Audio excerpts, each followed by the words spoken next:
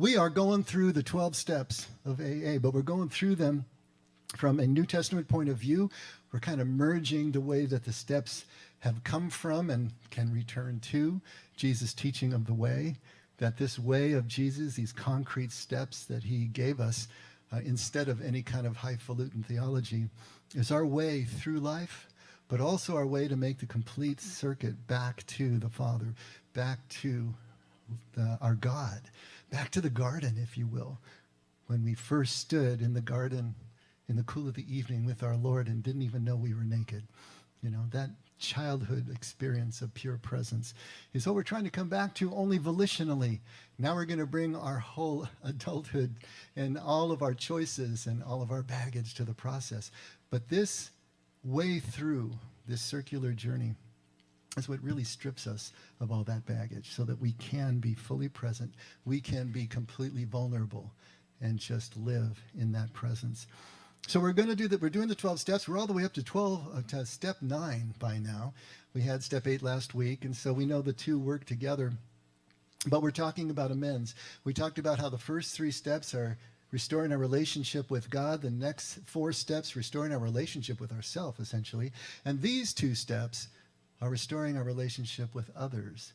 And so last week we talked about making a list of all the people that we had harmed and becoming willing to make amends to them all. And here in step 9, if you want to read it off your handout, is to make direct amends to such people. What people? The people that we harmed and the people that we had on our list, whenever possible, except, and this is a big except, when to do so would injure them or others. So I want to take a look at that. And first of all, what the heck is amends anyway? What are amends? We need to understand what amends are. And we can start with a dictionary definition. The dictionary would tell you it's to make something right, to put something right that has been wrong, to compensate for any loss or injury that you have caused, or basically to mend, right? Amends is to mend the situation. But we need to go way past the dictionary here on this one. And I was thinking that maybe some stories could help us to start to put our finger more and more on what amends are. Have you ever hurt anybody in your life? Come on, anybody. Have you hurt anybody? Of course we have. We've hurt all sorts of people. Not that we meant to. It just happens, right? Last month, was it? I think it was last month. Marion and I went to my 50th high school reunion. So getting up there, right? And it was great to do that. But 10 years before, we went to our 40th. And I went to an all-male high school, Catholic high school, and we had the obligatory all-female Catholic high school right across the street. And so we did cheerleading and drama and other things together. But that 40-year reunion, we actually had both high schools, the boys' girl and this girls' school, together in the reunion. So we were all kind of mixed up together. And so, you know, the girls are bringing their spouses and the boys are bringing theirs, and we were all in this one big happy family, right? In my senior year, there was a girl that I dated almost all senior year long. And toward the end of the year, I made the momentous decision that I was going to join the religious order that taught the school. I was going to become a monk. And in my 18-year-old mentality, I didn't know how to tell my girlfriend this, right? And so I kept putting it off, and I didn't calculate how fast news like that would spread like wildfire. So she heard from somebody else that I had made this decision to join the order. And so by the time I talked to her, she was not too happy with me, as you can imagine. And she basically just dumped me right on the spot unceremoniously. And so I didn't talk to her the entire summer, and I was scheduled to leave in late August for Chicago, which was where the House of Formation was. And so the night before I left, got on the plane to travel, a group of my friends decided to take me out. It was kind of a reverse bachelor party, you know, because I was going into celibacy. I was going into the order. But they took me out, and what did they do? Well, they bought a bunch of beers. We stood outside of Ray Cervantes' house in East LA, just on the street with all these beers and these canned drinks that were called Brass Monkeys. And they were just the most horrible things ever, if you could imagine, drinking them right out of the can, kind of like razor blades. Chewing on aluminum foil as far as I was concerned. But it did the trick. And so by the end of the night, we were pretty well hammered. And of course, I was driving my 65 Mustang, and I had about 8 guys in with me, and they're all jammed in the back seat, jammed in the front seat. And of course, they decide that it's time for me at 2 o'clock in the morning to go over and tell off my girlfriend for unceremoniously dumping me that way. And they goad me into it. And what am I supposed to do? So we drive over to her house, and I'm out the door and walking up the driveway before I realize, what the heck am I doing? You know, her father never liked me.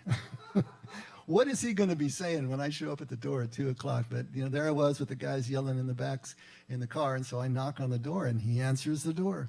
And he's staring down at me, and I'm looking up at him. And, you know, there was that moment, we're just looking at each other. And I know, obviously, he had heard the story. But we actually had the first sort of adult moment between us that we ever had. And he didn't say anything. He just opened up the door and let me in, and then disappeared into the house to go get his daughter. And so I'm kind of standing in the living room, sort of swaying and looking around. It was a very, very Mexican, Hispanic household. They even had the felt paintings on the wall. And they had this lamp. I don't know if you've ever seen it. It's got a top and a bottom, and it's connected by fishing line all around. And then it had this fake foliage in there, like a Venus de Milo statue and a light. And when you turned it on, it would heat up the top where the oil was in reserve, and then it would kind of go down, flow down the monofilament, so it looked like it was raining. And I'm just standing up there looking at this thing going, wow. Yeah.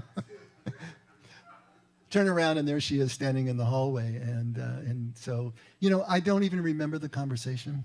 I don't remember what we talked about. I'm sure that I apologized. Maybe she apologized. I don't know. But before we got too far, the guys were getting restless out in the car, and they were honking the horn and screaming and yelling. And so I had to go.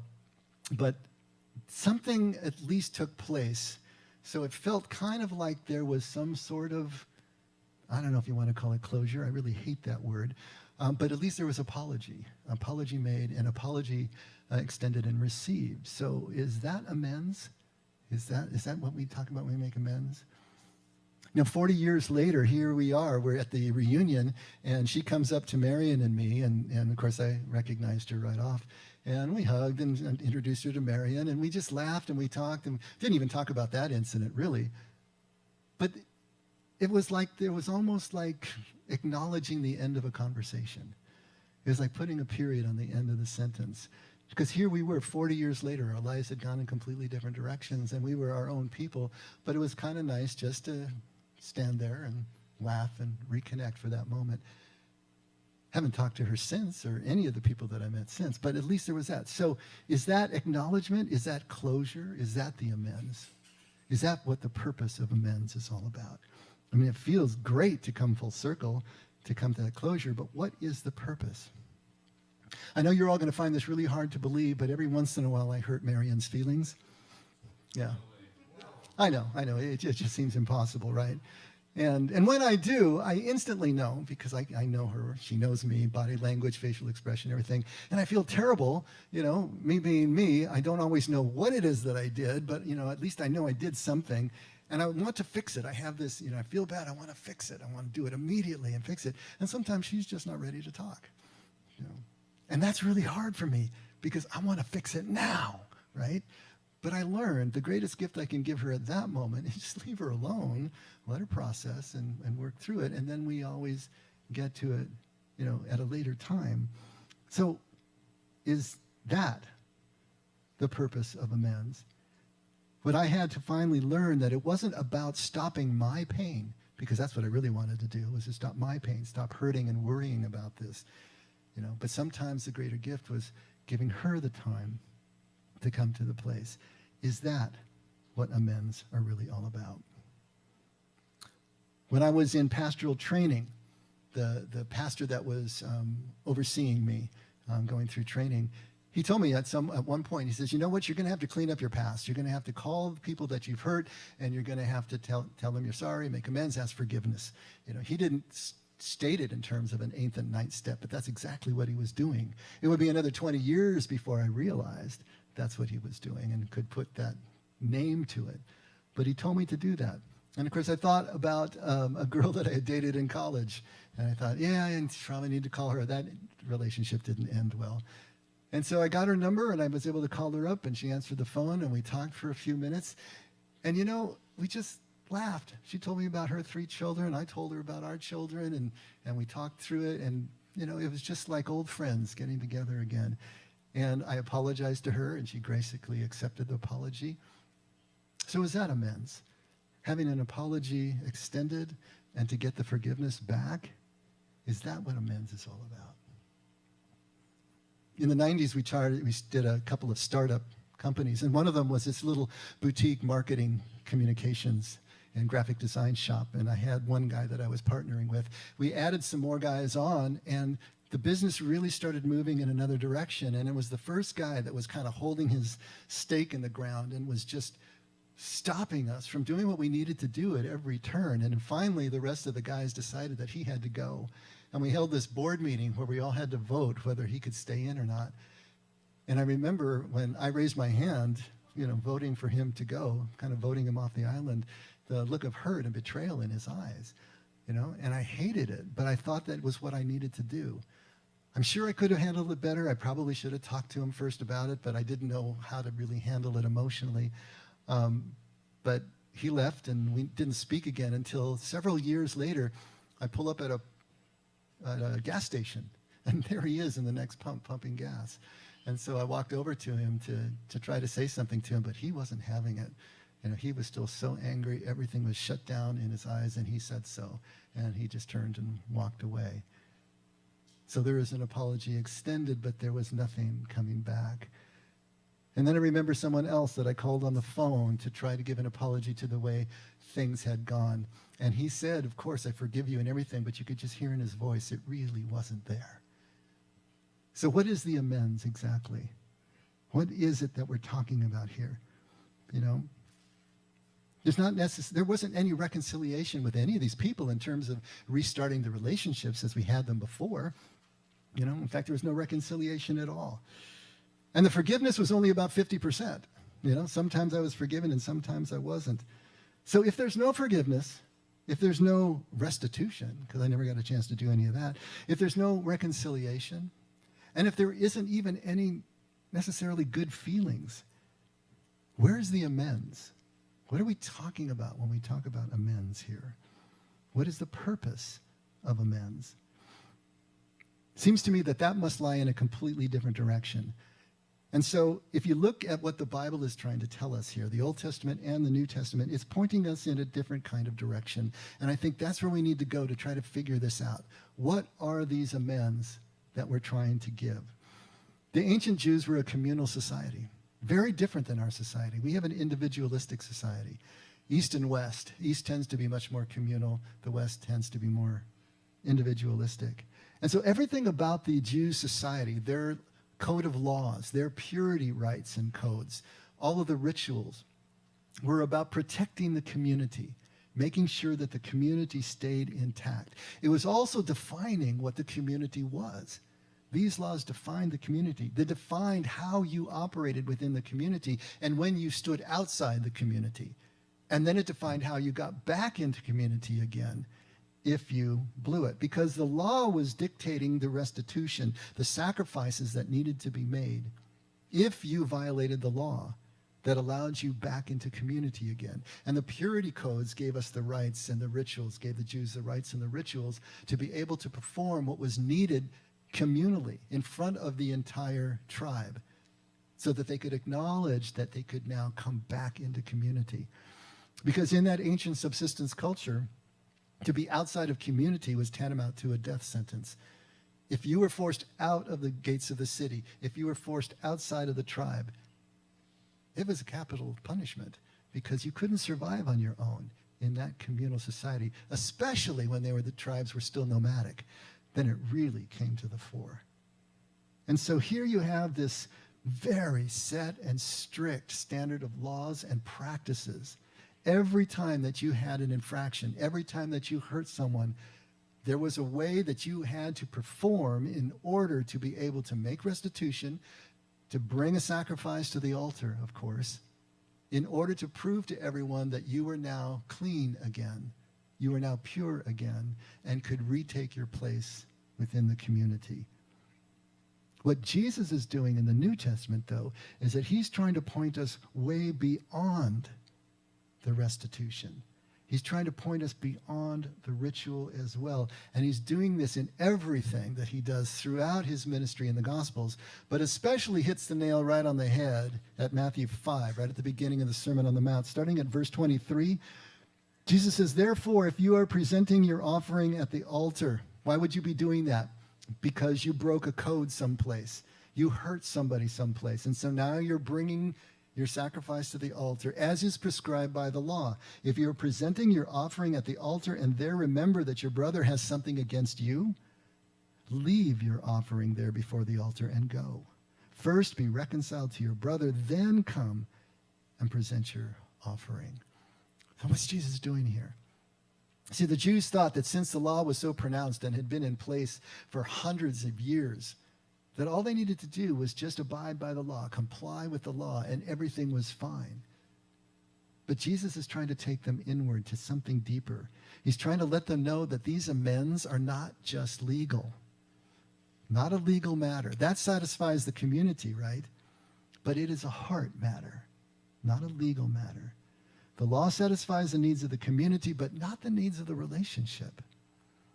You could do everything that you needed to do under the law and be reconciled to the community, and you would still have all of the deep-seated frustrations and anger and resentments again against the other person in your personal relationship. And this concept is repeated throughout the Old Testament and the New Testament. Take a look at Micah 6, starting at verse 6. We read this, I think, 2 Sundays ago, but here it comes again. With what shall I come to the Lord and bow myself before the God on high? Shall I come to him with burnt offerings, with yearling calves? Those would be acceptable offerings, right? Does the Lord take delight in thousands of rams, in 10,000 rivers of oil? Shall I present my firstborn for my rebellious acts, the fruit of my body for the sin of my soul? He has told you, the Lord has told you, O man, what is good. And what does the Lord require of you? But to do justice, to love kindness, and to walk humbly with your God. Micah is taking that and turning it completely around. It's not about complying with the law. It's not about the sacrifices you make. It's what's happening inside and how you relate. Do you love kindness? Do you do justice? Are you humble in your relationships with God and with each other? And then Isaiah picks it up at 1:11. What are your multiplied sacrifices to me, says the Lord? I have had enough of burnt offerings of ram and the fat of fed cattle, and I take no pleasure in the blood of bulls, lambs, or goats. When you come to appear before me, who requires of you this trampling of my courts? Bring your worthless offerings no longer. Incense is an abomination to me. New moon and Sabbath, the calling of assemblies. I cannot endure iniquity and the solemn assembly. I hate your new moon festivals and your appointed feasts. They have become a burden to me. I am weary of bearing them. So when you spread out your hands in prayer, I will hide my eyes from you. Yes, even though you multiply prayers, I will not listen. Your hands are covered with blood.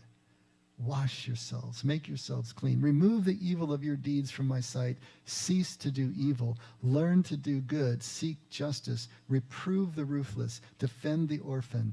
Plead for the widow. Obviously spoken in very anthropomorphic terms. Of course, God is always listening to us, but they're making a really big point here.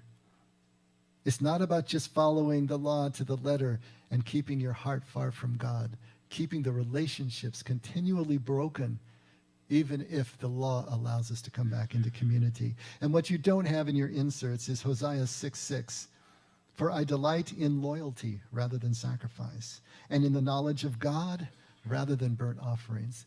It's all through the Old Testament. It's all through the New Testament. Back in Matthew chapter 7, verse 21, Jesus says, not everyone who says to me, Lord, Lord, will enter the kingdom of heaven, but he who does the will of my Father who is in heaven will enter. And many will say to me on that day, Lord, did we not prophesy in your name, and in your name cast out demons, and in your name perform many miracles? And then I will declare to them, I never knew you. Depart from me, you who practice lawlessness. And of course, that brings all sorts of scary images into our mind that God would just simply reject us. even though we really didn't know what we were doing. And of course, that's not the case. But what Jesus is trying to do is make the exact same point that the prophets before him were making. That just because we do everything that we think we're supposed to do, and we do all these great things to build the edifice of our churches or whatever ministry it may happen to be, if we have not actually become present to each other, become present to God's presence, how in the world are we going to know who he is? How are we going to know what it really means to be one with God? We just have not entered into the kingdom as Jesus defines it, that quality of life that is defined by presence. So Jesus is trying, the entire pantheon of the prophets are trying to take us this deeper step beyond just complicity, beyond just restitution, into a whole different way of dealing with each other. So what it basically boils down to is that the amends themselves, the restitution, the balancing of scales, that's not the point. That's not the goal. Shalom is the goal. And we defined that last week as the greatest amount of healing and wholeness and connection and unity that is possible.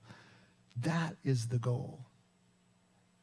The amends must lead to shalom, or they are irrelevant. Just as your gift at the altar, leave it there. It means nothing. Go back and work on shalom. Those are the true amends. Anything that leads to shalom. That's it. And he's also talking about, if we try to make these amends as we think they should be made, and we actually bring some harm to somebody because of it, because we're triggering something in them, because they weren't ready to be able to process this, because it brings information to them that they didn't have before and don't really need now. Or it becomes knowledge among a greater group of people. There's so many things that can injure people. That is not the amends that we should be making. That does not lead to shalom. It leads to greater hataha, the separation or the sin. And so at Matthew 5:20, when Jesus says, unless you exceed the righteousness of the scribes and the Pharisees, which was all about just these laws, right? You cannot enter the kingdom of heaven. He's trying to say that you need to exceed the law in order to be able to make shalom, to be able to enter kingdom as Jesus understands it and has taught it to us. And so we as modern Westerners, we have a problem with all of this, of course, because we're an individualistic society. We're not communal. We don't understand the context from which all of this comes. And we're, at this point, here in America, we're pretty sensitive people, aren't we? We're very offendable people, aren't we? Right. We're very emotional. We have a very high victim salience. That's a big word, right? That means we're always thinking about victimhood. We're always seeing ourselves as victims. All of this is working so against the normal communal understanding that the Jews had, because we as a culture are less concerned with community than preserving our individual rights. We're all about fairness. We're all about equality. We're all about equity, right? And we're less concerned with legal compliance than we are with simple relief of pain. That's really what we're after. But if reconciliation in the making of amends is not possible, and sometimes it's not, most times it's not, and if even relief of our pain is also not possible, or not even the goal, then why do we do these amends? What are they for? And I want to just posit to you all that it's all about forgiveness. Absolutely all about forgiveness. But forgiveness properly understood as freedom. To the Jews, sabak, freedom, was the same word, had the same root word as forgiveness. So to be set free is to be forgiven. To be forgiven is to be set free. Set free from what? Free from the victimhood that was perpetrated upon us, or free from the guilt and the shame, whatever it happens to be that is weighing us down, that has taken us out of balance. To be forgiven is to be put back into balance, to be freed again. And this is both for the victim and the perpetrator, both. The freedom of forgiveness for both victim and perpetrator are essential to shalom. But we need to understand that forgiveness is not about the other person. Each one of us has to choose to become free, has to choose to be forgiven. We ourselves do that, and we're the only ones who can. So our forgiveness is not about the other person, even though we may say those words, I forgive you. What forgiveness is about is freeing ourselves. Jesus said in Matthew 6 a really interesting thing. He said, if you forgive your brother, then your Father in heaven forgives you. But if you don't, then neither does your Father forgive you. And it sounds like now it's conditional. Now we're just trained seals again. If we do the right thing, then we get the right result. But basically what Jesus is saying is the only way that you will experience the forgiveness that you already have with your Father, who is forgiveness, is when you feel that forgiveness leaving your heart to be lavished on somebody else. The freedom that comes with releasing that pain, releasing that resentment, releasing that victimhood is what frees you. That's the only way that we are forgiven, is in the act of forgiving. This is what Jesus is trying to say.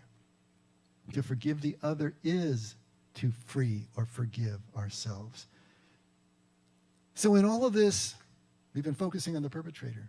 But what are the victim's responsibilities? Well, the victim doesn't have any. That's the definition of a victim. A victim has no choice. The victim was perpetrated upon, right? But forgiveness, freedom, does not come at the moment of apology. That forgiveness, that freedom, can only come at the moment the victim chooses to let go of the victimhood. Just as that person that I called to try to seek forgiveness, to extend an apology, didn't accept it, right? It's their choice. They didn't forgive me, but really what they're doing is choosing to remain a victim themselves, choosing to carry around that resentment, carry around that anger, whatever it happens to be, bitterness, anger, fear. Only we can choose to release that for ourselves. So how do the amends help this process for the victim? Well, we got to look at the perpetrator's role in all of this. What responsibilities does the perpetrator have? Well, if you, as perpetrator, created a victim, and that's what we do. When we hurt somebody else, we're creating a victim, right? The first thing we need to do is understand that victim's status and that victim's needs. Now, that shouldn't be too hard for us because we were all victims first before we were perpetrators, going all the way back to childhood. We might not remember a lot of that stuff, but we were victims first. Children become victims in their own homes. Children become victims of their parents and their siblings and everybody else who's around them. It's just the way life works. So we know, once we were victims first, we know that what we need is to be released from that victimhood, to be released from that fear, to be released from resentment or whatever else. And even though the perpetrator creates the victim, only a victim can uncreate the victimhood that they are experiencing. The perpetrator can't do that, and it's really hard to do. I want to read you just a little bit out of a book. Getting Past Your Past is the name of the book. And she writes, first of all, forgiveness is a goal. It's often done in stages, and too often people use the fact that they haven't fully forgiven someone to beat themselves over the head with it. You can try to forgive someone, but if you're not ready, you're not ready. Often forgiveness happens in stages, and sometimes forgiveness happens when you least expect, and sometimes it never happens. Second of all, forgiveness is about you. It's not about the other person. Forgiveness is between you and yourself. It's something that takes time and is often done gradually and in stages. You can't leapfrog to forgiveness and think all will be well, just as you cannot leapfrog to acceptance. Forgiveness and acceptance are the end of a long search for peace. Shalom, right? And that shalom, peace, comes after you work through the emotions and the many phases you will go through. Sometimes it takes years to fully forgive, and sometimes it never comes if we are hanging on to all the hurt and anger and becoming bitter. Again, it's about keeping your side of the street clean, knowing your motives, know what is driving or not driving your inability or ability to forgive. You need to make sure you are forgiving because you need to forgive to do your own healing, not because you want to be a martyr. If you're not forgiving, you need to make sure it's because you're just not ready. You're working on it, and it will come over time, not because you're stubbornly holding on to the fact that you were hurt. Sometimes you can only forgive a percentage. I forgave my ex for what he did to me. It all worked out well and for the best as far as I'm concerned. But I've only forgiven him a percentage of what he did to my kids. It's a big percentage, but it's still just a percentage. I'm not sure I can ever forgive someone totally who has hurt my children, especially when someone had an obligation not to hurt them. But over the years, I've gotten about as good as I can get with it. Sometimes you have to recognize that your forgiveness is not going to be 100%, and that's okay too.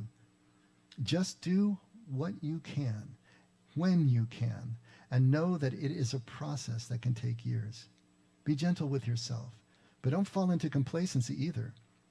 Full forgiveness is an aspiration. Strive for it, but don't get crazy if you don't reach it, and don't put time frames on when you should reach it. It's a hard, long process. I'm sure a lot of this was ringing with you as you were reading it in your own experience. How we've tried to forgive and how we have all these questions about forgiveness. And is forgiveness the same as condoning the behavior in the first place? No, it's not. It has nothing to do with condoning, has nothing to do with restitution, has nothing to do with an apology extended or received. And it certainly has nothing to do with reconciliation. Can you forgive a dead person? Absolutely, because it's about you. It's not about them. If it's a long, hard process, then it's going to be intensely personal. So what can the perpetrator do to help this long, hard process? Well, if you created a victim, now it is our responsibility to create as clear a path to freedom for that victim as we can. We want to clear out all the wreckage, clear out as much blockage as we possibly can. Clear out their blockage in us as much as we can. Clear this path for them, because we don't free the victims. They must free themselves. But what step 9 is all about is clearing the way for them to do just that. Amends are a gift that we give to the victim to help them forgive us, which means to help them forgive themselves, free themselves from us. It's not for our sake. It's so they can be free of us, so that they can set themselves free. That's what we're trying to do with amends. Make this clear path. The amends must not be made for ourselves. This clearest path that we're talking about, it may be to do nothing at all. Maybe it's to stay away from them, not trigger them, not injure them any further. Maybe the clearest path we can make by making amends is to make no amends at all. We have to discern this as best as we can. In your handouts, take a look at making amends. Maybe this will put the finer point on it. Making amends is a slippery slope. You cannot make amends when you are smack in the middle of emotions. You must wait until acceptance, reorganization, and integration has started to take hold. It really should not be done at all unless you have talked it out with a counselor, a friend, a support group. The best model for making amends is the 9th step of AA. First of all, you must work with someone to prepare to make amends. And second, you must make sure that the amends will not hurt the person you are making amends to or anyone else. If the person you hurt wants to be left alone, leave him or her alone. Making amends that will involve contact, if contact will upend your or their grief work, is out of the question. Most amends do not require direct contact. Examine your motives. See if there's something else you can do to make amends. Make a donation to a charity in the person's name, or do something nice for someone else. You cannot seek atonement at the expense of others. That is not okay. Do not use amends as an excuse to make contact. Check your motives. Self-honesty is a must when thinking about amends. Great, great wisdom there. Because only when our gift is pure, when there's no strings attached, when it has nothing to do with us anymore, will our amends, may our amends possibly help our victim to free themselves. We can't be doing it for ourselves, to ease our pain, our shame, our guilt.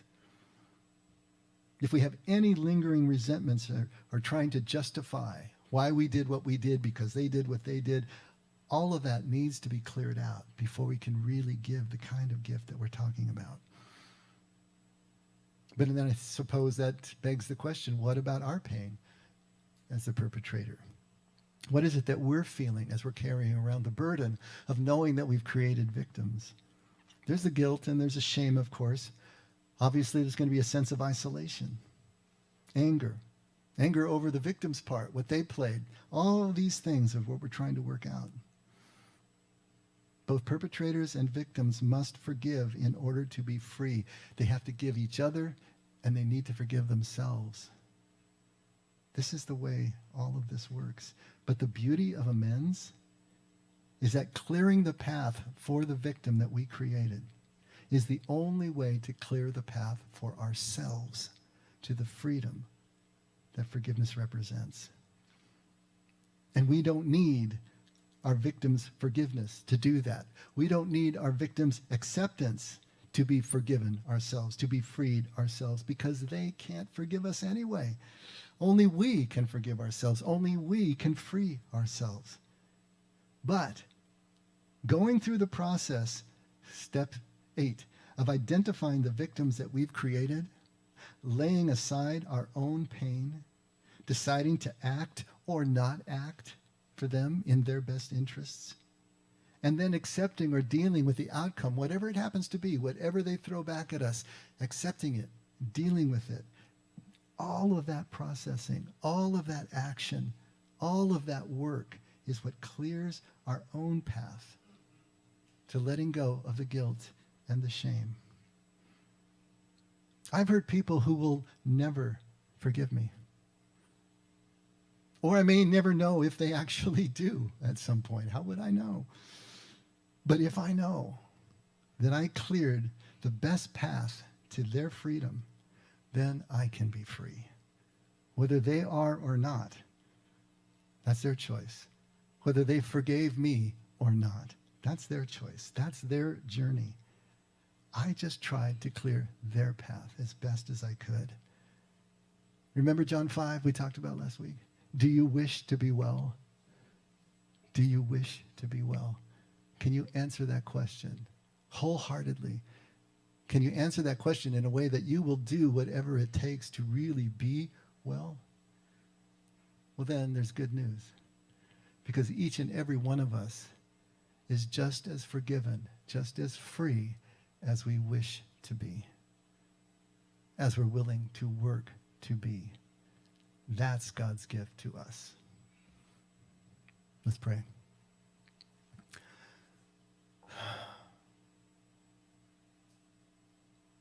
Father, we get more questions about forgiveness than maybe any other subject.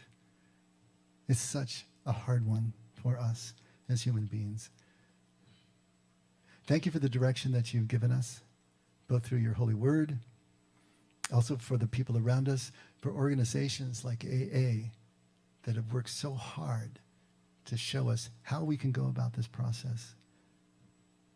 For those who have written books, for the psychotherapists around us that also can guide us.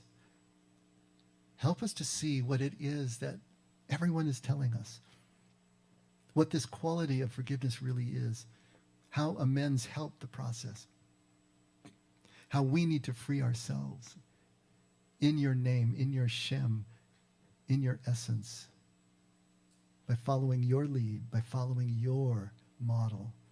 That's what we want to do, Father. But it's hard, and so many things stand in our way. Things stand in our way that are unconscious, that we don't even know are there. So we are throwing ourselves on your mercy, Lord. We are just going to show up and start walking in the direction and trust that you will be there and that the work that we do and the risk that we take will take us where we need to go. So, Father, again, thank you for being with us every step of the way and giving us all of this wisdom to show us where to look, what direction to point ourselves, and how to find you in the midst of everything, in the midst of life. Never let us forget we can only love because you loved us first. In Jesus' name, amen. Let's all stand.